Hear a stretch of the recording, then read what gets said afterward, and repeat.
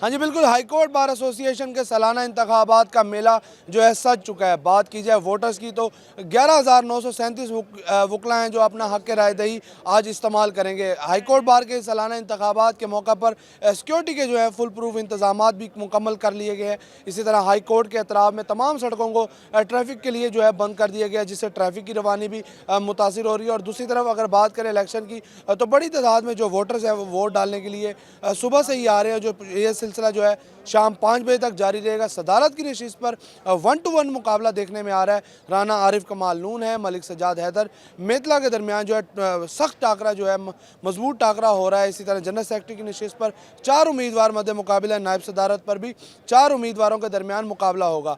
इसी तरह अगर बात की जाए वोटर्स की तो वोटर्स को लिए जो है आसानी के लिए यहाँ पर कैंप्स लगाए गए हैं। उनका वोट जहाँ पर दर्ज है उनको बताया जा रहा है। जिस पोलिंग स्टेशन पर उनको 15 से ज़ायद जो है यहाँ पर पोलिंग स्टेशन बनाए गए हैं और ये सिलसिला जो है शाम तक जारी रहेगा।